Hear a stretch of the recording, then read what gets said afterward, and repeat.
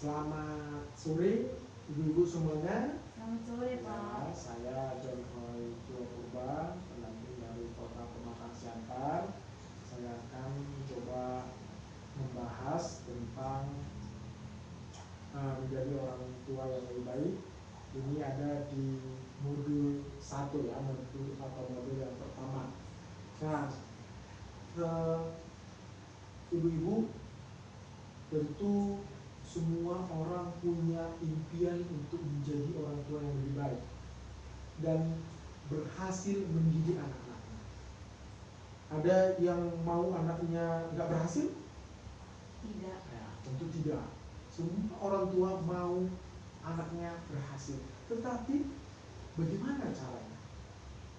Nah, di program Keluarga Harapan atau PKH ini, kita ibu-ibu semuanya melalui kami pendamping mendapatkan pembelajaran secara khusus yang didesain untuk kita. Nah, kita bisa mendapatkan pengetahuan yang membantu kita keluar dari permasalahan-permasalahan dalam kehidupan. Salah satunya adalah menjadi orang tua yang lebih baik. Nah, dalam materi ini menjadi orang tua yang lebih baik, kita akan dibantu untuk memahami sebagai orang tua mengikuti tumbuh kembang anak. Dan yang kemudian kita sebagai orang tua harus berpikiran positif. Nah, itu setidaknya ini 2 poin ini menjadi kesimpulan pembelajaran ini sehingga kita bisa mendapatkan kunci bagaimana menjadi orang tua yang baik. Tentu Bapak Ibu, saya sebagai pendamping adalah membawa materi yang membuat semua sharing tentang hal ini. Nah, Bapak Ibu, sebagai orang tua kita dituntut untuk menjadi pribadi yang layak dicontoh, ya kan? Yang layak menjadi pedoman atau panutan dalam kehidupan sehari-hari untuk anak-anak kita. Nah, sekarang Bapak Ibu punya sebagai orang tua punya kesulitan? Punya rasa bahagia? Punya. Nah, jadi kita semua punya kesulitan. Dicoba Ibu nanti kita akan bagi menjadi beberapa kelompok. Itu nih yang hadir ada sekitar berapa ya? Kita 30 orang ya. Nah, kita bagi menjadi 5 kelompok, 5 satu kelompok. Ini nanti kita bagi dan coba silakan sharing. Setiap kelompok itu sharing apa yang menjadi kebahagiaan sebagai orang tua, apa yang menjadi kesulitan sebagai orang tua. Nah, kita harus punya harapan-harapan dan punya kesulitan-kesulitan, ya kan? Pastilah semua punya. Ya, silakan. Ada yang mau cerita tentang kesulitannya? Saya Pak. Ya. Saya mau sharing mengenai kesulitan saya sebagai ibu, sebagai orang tua dari anak saya yang berumur 8 bulan. Saat ini yang paling sulit itu ketika saya kasih dia makan. Nah, dia sekarang lagi aktif-aktifnya Pak, apalagi kalau misalkan dia GTM, gerakan tutup mulut, gerakan tutup mulut Pak, aduh Pak, pusing saya Pak. Gimana caranya supaya anak ini bisa makan bagus, cepat selesai dan tidak berantakan? Karena kalau misalnya berantakan, saya nunggu harus keluar tenaga lagi untuk pekerjaan yang berikutnya lagi. Kira-kira seperti itu Pak. Ya. Ada juga masalah-masalah lain. Masalah lain itu sebenarnya masalah yang tidak terlalu sih, karena dia sangat aktif, jadi saya harus ikutin dia kemanapun dia bergerak gitu. Itu memang pertumbuhannya dia. Nah, itu ya, itu semua punya tantangan. Nah, dia juga ada ibu yang 5 tahun, anaknya pertumbuhannya berbeda, yang 10 tahun, anaknya SMP, SMA dan lain sebagainya. Nah, itu punya tantangan tersendiri. Nah, tetapi kita akan apresiasi. Ini bagus ya jawabannya ya kan? Bagus ya jawabannya. Nah, kita akan kasih ibu ini tepuk salut ya. Nah, kita coba tepuk salut ya. Coba contohnya gini. Salut, salut. Salut, salut. Wow, salut. Gitu ya, tepuk tangan untuk kita semuanya. Oke, bisa Bu? Oke, bisa Kak. 1, 2, 3, ya. Salut, salut. Salut, salut.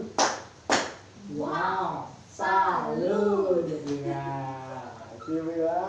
Ya, jadi semuanya punya kesulitan dan kebahagiaan dalam mengasuh anak. Nah, kemudian kita sebagai orang tua apa ya sebenarnya sebagai panutan, sebagai contoh, ya kan, bagi anak-anak kita.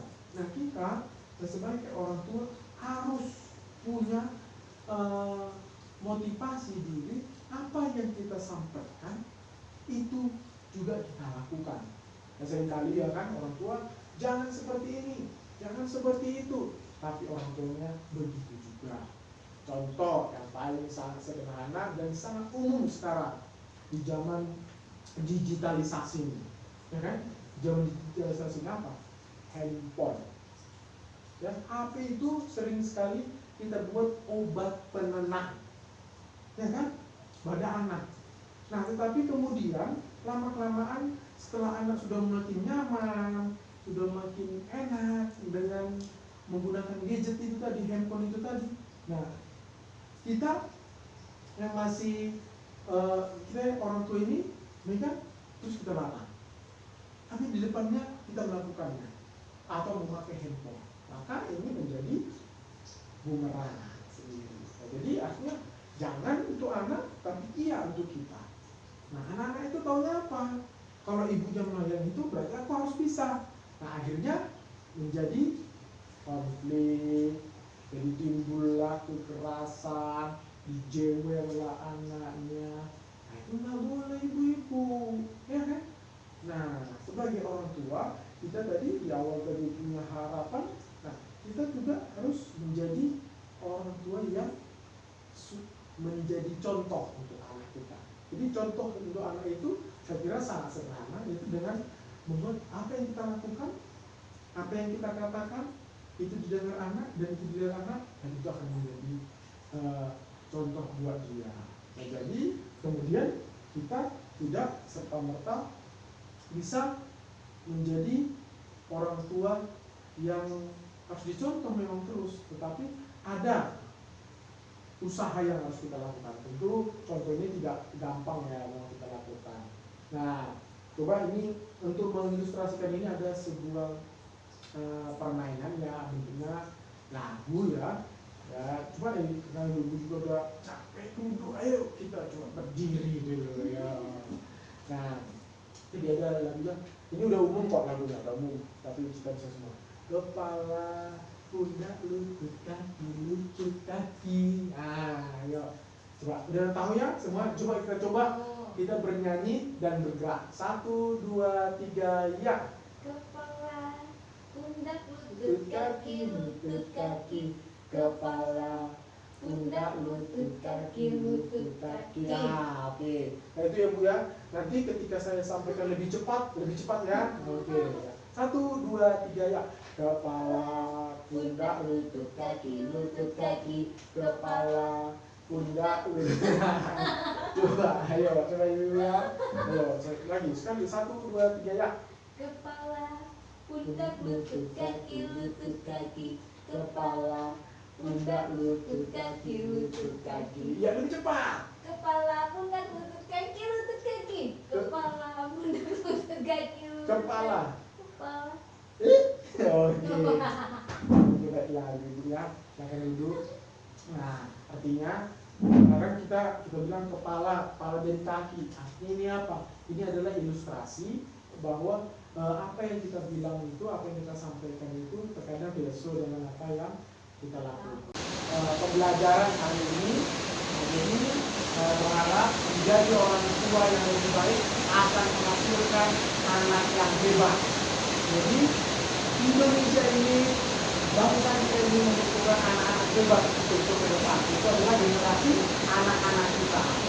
Jadi saya berharap setelah pulang dari sini itu jangan hanya dengar masuk di ruang kanan, tetapi kita bisa mempraktekkannya di rumah, diajak diskusi orang tuanya, anak-anaknya, juga keluarga kita bisa mendapatkan pengetahuan.